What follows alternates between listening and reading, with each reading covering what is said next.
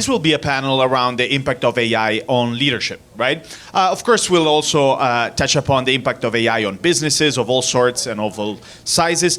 But to start off, before getting to our discussion, I wanted to make a brief introduction on the historical changes that have affected leadership. Because if we go back thousands of years to the age of hunters-gatherers, who was the leader of the tribe? The strongest, the most resistant, the fastest. And so for thousands of years, we lived under a paradigm of leadership where physical skills were the most important ones.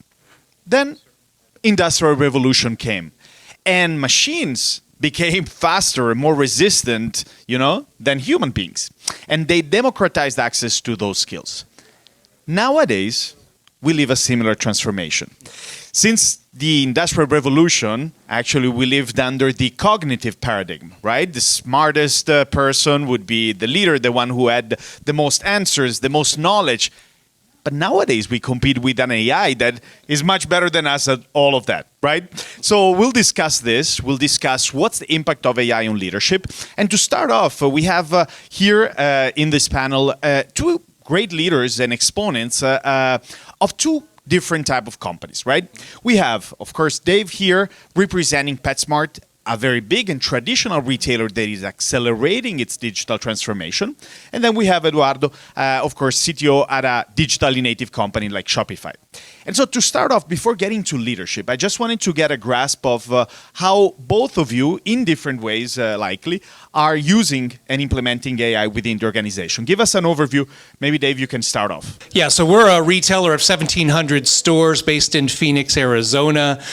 Being a retailer, every dollar, every decision matters. So I would say we take a very kind of practical, value-based view around where AI is best to be applied.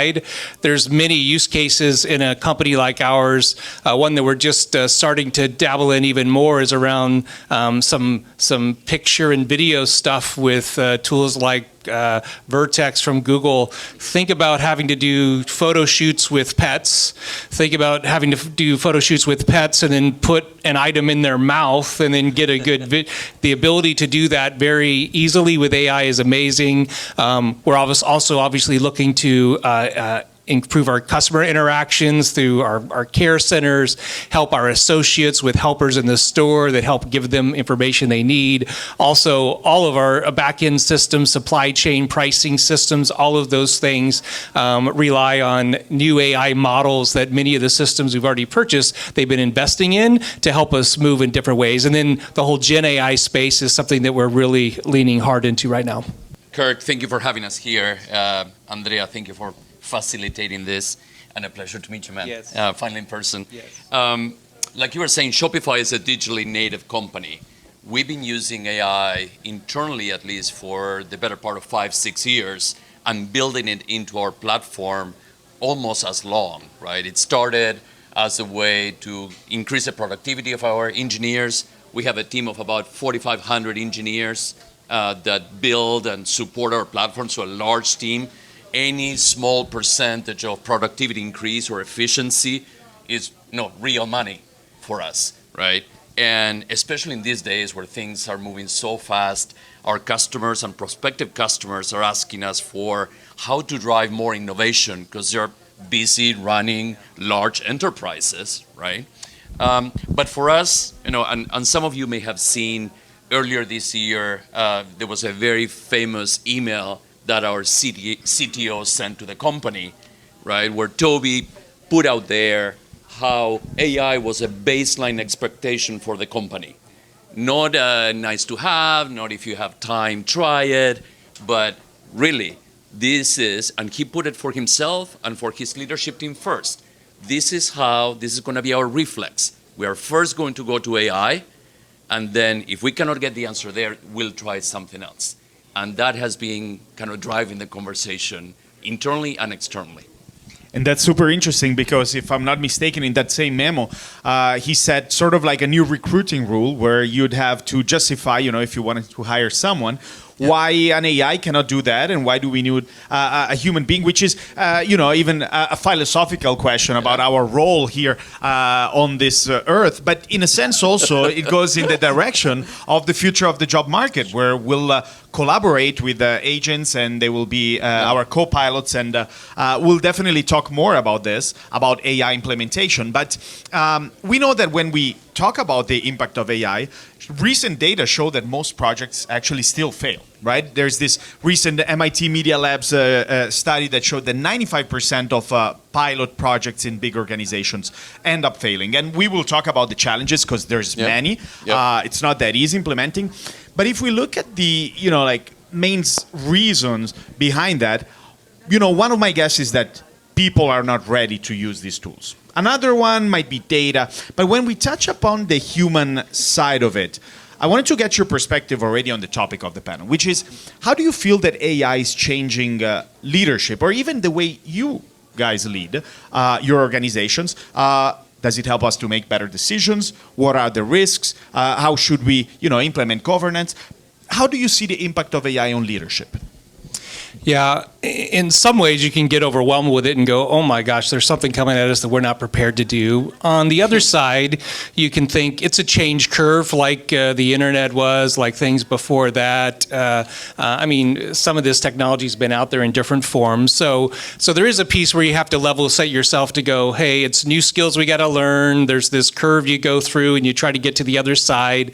And I think the reality in a company like ours, folks are on all facets of that curve and understanding either I'm a little scared, I don't know what that means to me, or I really think it's going to eliminate jobs or change things dramatically, and then you get to the other side of going, I really see the opportunity here. So I think that's you can find yourself getting overwhelmed. You have to level set yourself in the place that change is change, and this is one of those. I do believe the speed and the ability. I've heard if the technology revolution was a 500-page book, you get to page 450 and you're like, yeah, it's kind of interesting. It took a long time. And then now you're getting to these pages, oh, it's just getting good right now. Wow. Whenever we look at the speed of the revolution, it's exponential, and maybe in a way that has never happened before. There was Moore's Law, right, by Gordon Moore, founder of Intel, and now there's the Huang's Law. That's what they call it. That NVIDIA is like at least triple the speed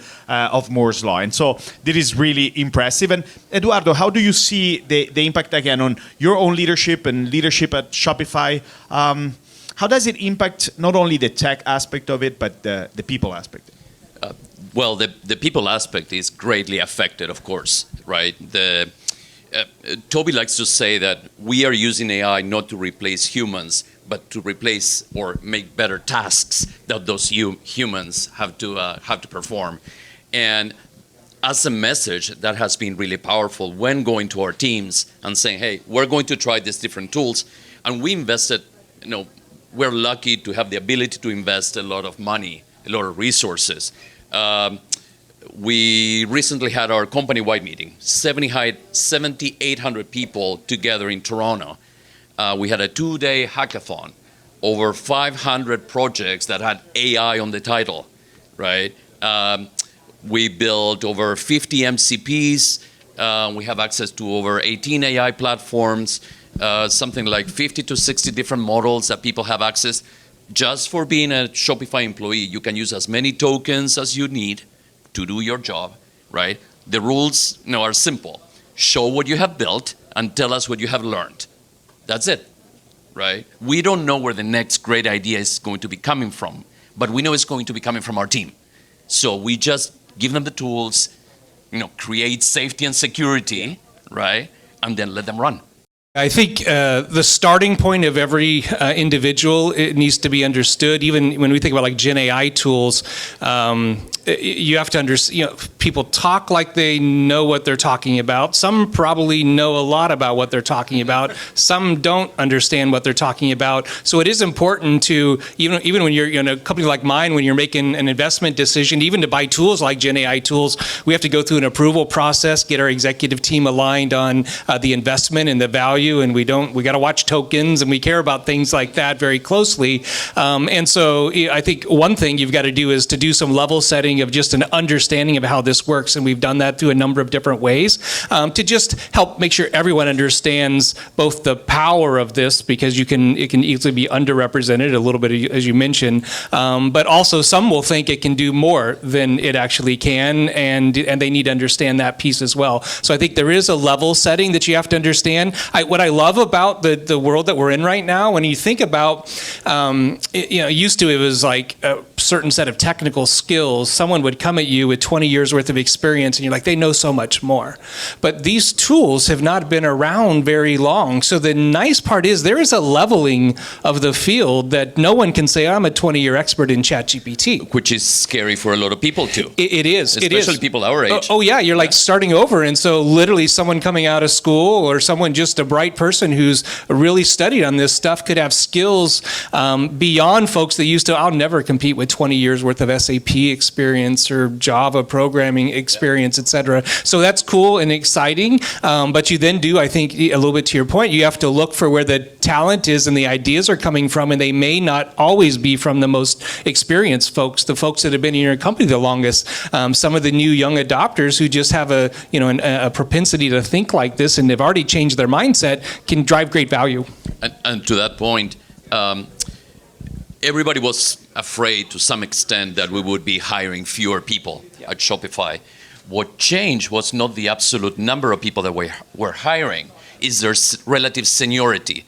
Interestingly enough, we're hiring many more junior people than mid-level and senior. Because the people that for us, based on our empirical data, and it's too early to tell perhaps, but the folks that are really making a difference, taking advantage of these new technologies, they are the younger generation.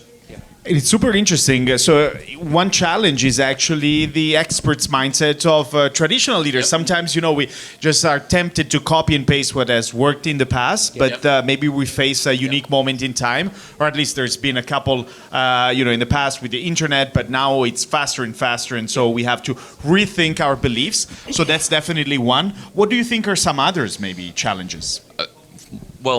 For us, so we have kind of two sides here, right? On one hand, all the internal challenges, but on the other, all our customers, the PetSmarts of the world, right, that are asking us and to some extent demanding, what do we need to be doing from an innovation and new technologies perspective?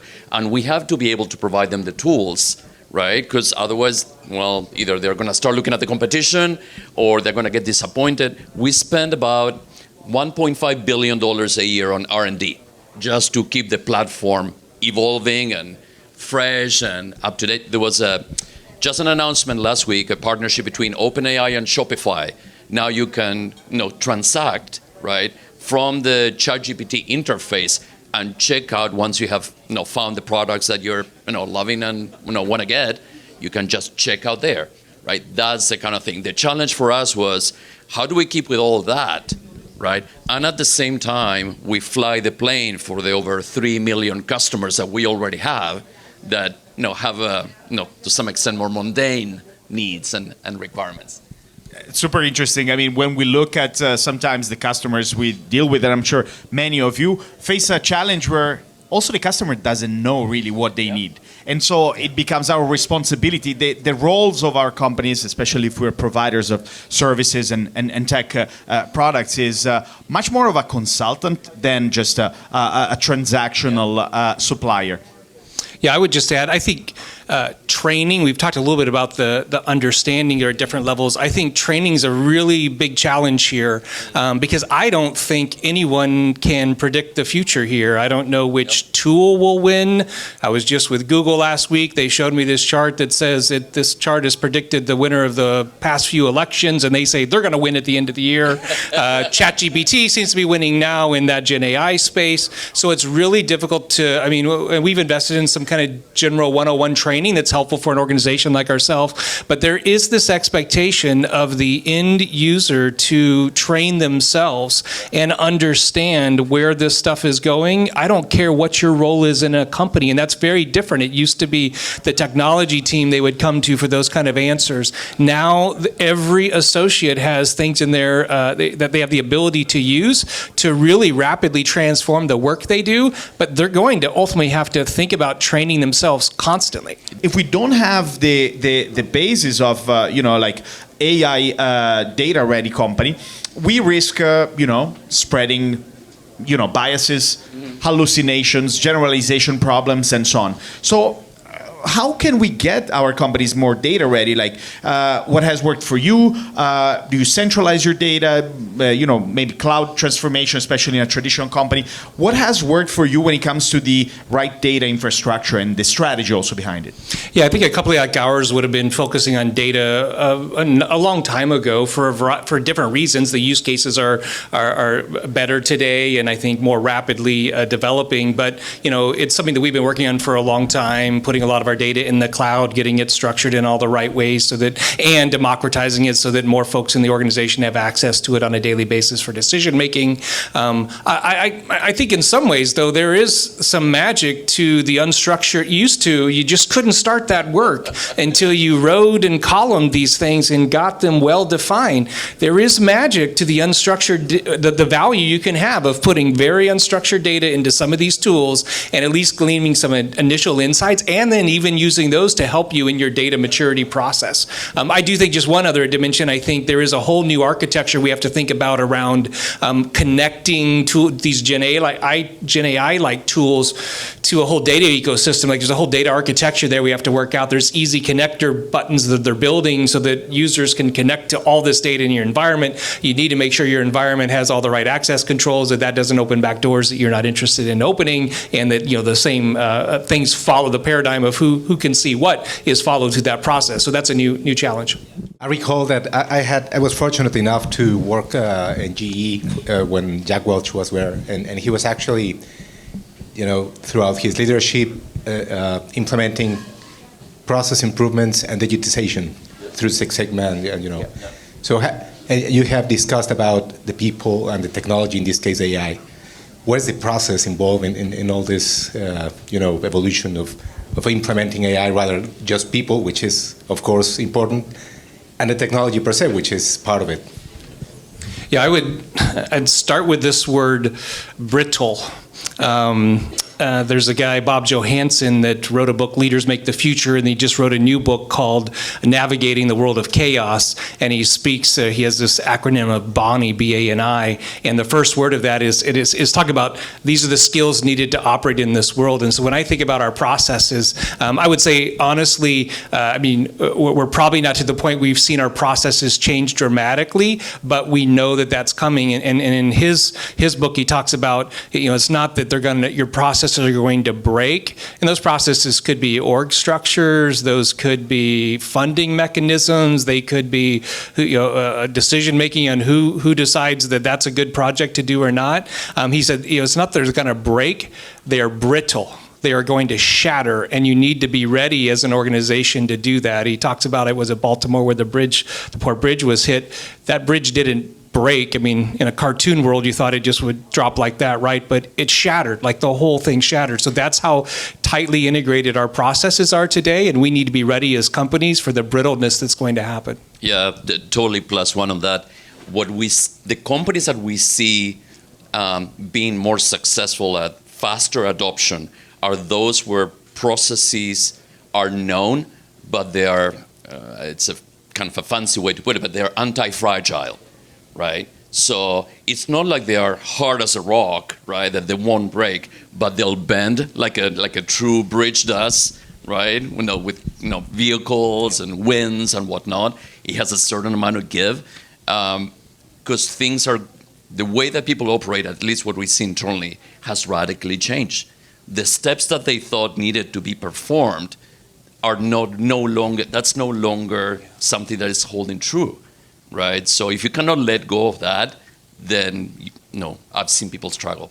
AI is not really coming for our jobs. It's coming for some of our tasks. And getting to the process part, I totally agree on the fact that it will be totally disrupted because there's some components to it. Whenever we look at, our sort of like job description or at least, our tasks or sort of like the processes that we have to follow for what we do, there's at least two components of impact that AI will have or is already having. And one is the most obvious one, that is automation. So substituting, taking away the need for those processes.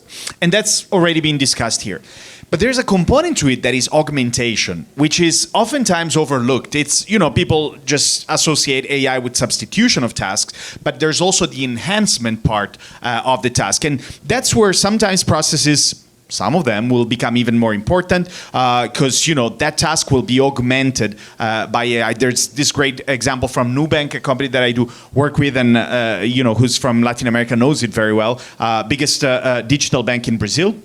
And basically they said, okay, I'm not going to automate the touch points with my customer whenever they get in touch with us, so via a chatbot, but I'm going to use AI to create a panel, actually with OpenAI, for our human customer care representative that as soon as someone gets in touch with them, they receive, AI makes a summary of the whole history of that customer with the company, suggests an answer, makes a prediction of what the problem might be. So it is making humans much more productive. And that's where processes will still be very important, but they will have to be rethought. And maybe the end part of it is that if we automate some, we augment others, we'll have time back, right? And I think a lot of the difference that will be related to how successful we'll be in our job or at work will be what we do with this time that we earn back, right? And so I think there's a big part to that.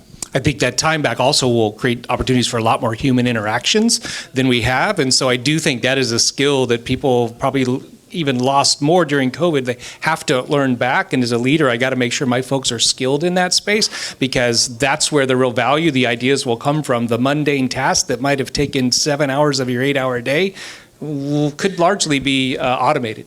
We have invested a lot of time and money on training, but like Dave was mentioning earlier, we also leave it a lot up to the individual because there's not a curriculum out there, right, that I can point people to and be like, oh, if you take these 5 classes, you'll be an expert and there's nothing else you can do. If you take a week of vacation and you missed out on 5 or 6 big announcements that are happening, right, and or new ways of doing things, it's moving that fast. So the traditional ways of enabling a workforce, right, have changed radically.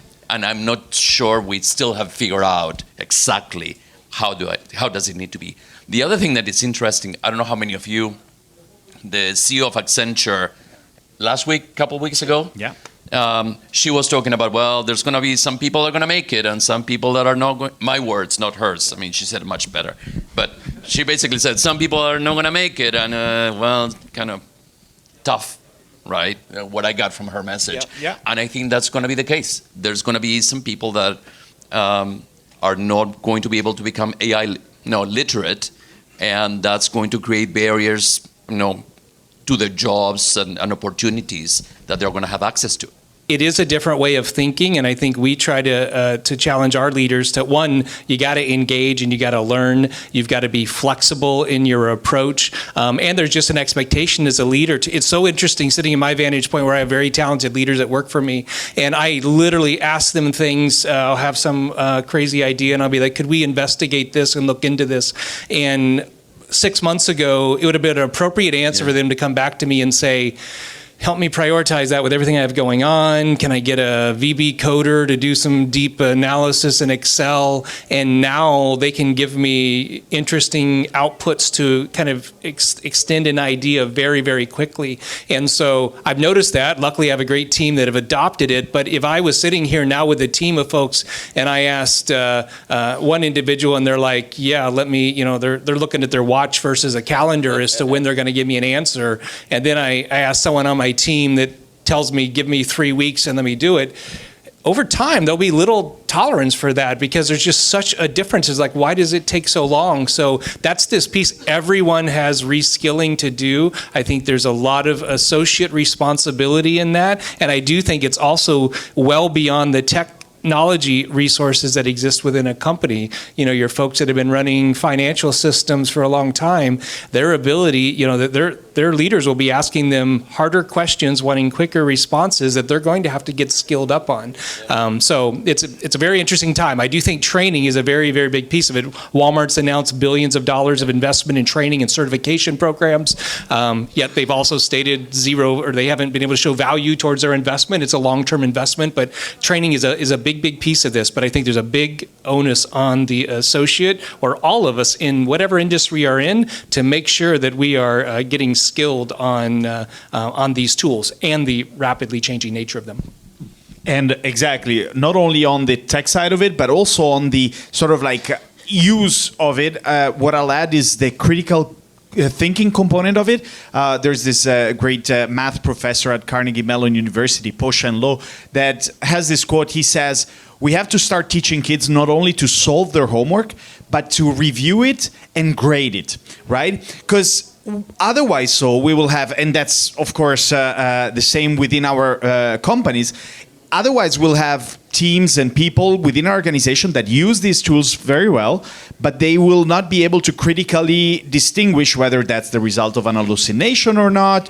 They might spread biases. They will copy and paste these outputs, and that's a bit risky, right? It just happened in Australia. It did, right? Yes, that case, yeah. A big consulting company had to pay $400,000 to the Australian government because the report that they had produced was full of incorrect sources and citations and whatnot. So there was nobody that, well, maybe they didn't do it, but there was nobody there that could tell that what was written by AI was not correct. That's discernment is a key skill. Sure, I'd call it that way. Great. We have one more question there. Yes, you mentioned at the very beginning using AI to make videos with pet products. How far down the, I guess, imagination rabbit hole do you think advertising is going to be allowed to showcase products? And should there be a disclaimer that says, hey, this little video was made with AI and this automatic dog walker might not work like the video states it? It's already happening. Yeah. Oh, okay. So, Did you see a disclaimer coming, or is that already regulated? no, I mean, the example I'll use, and I'm sure, Dave, you have others. J. Crew had a campaign maybe a month or two ago, right, for a new collection that they launched, right? Great, I don't know if you like J. Crew or not, but they have good products, blah, blah, blah, right? Great photography in general. And people started calling because not just about the products that were on the model that were real, by the way, but next to the model there was, I don't know, a sweater, several things, right? It's like, oh, where can I get that sweater? That was their answer when people started calling for where can I get these other products? It was, adjacent, maybe no, wasn't the word, but it was like they could not fess up like, well, no, this was AI generated, sorry. When you don't have access to a photo studio or a professional photographer, you need tools. We make those tools available today. We call it Shopify Magic. You go to the admin part of Shopify, you can remove backgrounds or add the toy in the mouth of the pet or whatever the heck, right? Change the coloring, the setting. You have one image and they need 5, but the model is no longer there, so they can, generate, 4 other images. Those tools already exist. Now, disclaimer or no disclaimer, I think, the legal side is evolving. I think it's a lot more about the companies and what attitude they want to have towards AI. What do you see? What do you forecast for the future of AI? It's like trying to explain to somebody that used to live without electricity, right, what electricity was going to be able to do, right? And to that person, it would have been mind-blowing. Like, what do you mean? Like, there was going to be a thing that is going to make night into day, right? They understood fire, they understood maybe a candle, but electricity. So I think that's a challenge that we have. But to your question, and back to the topic of today of leadership, I think we're going to see an unprecedented number of CXOs that are going to be asked to leave their jobs because they cannot get their companies into the AI train. I think way more than before. Right now we're in this experimenting, doing some pilots. Very soon boards are going to be, and stakeholders and shareholders are going to be like, okay, you tried. You had a year, you had 2 to make this thing happen. Clearly our competition is passing us by. Time for you to move on. So I think it's going to be interesting. Scary and interesting.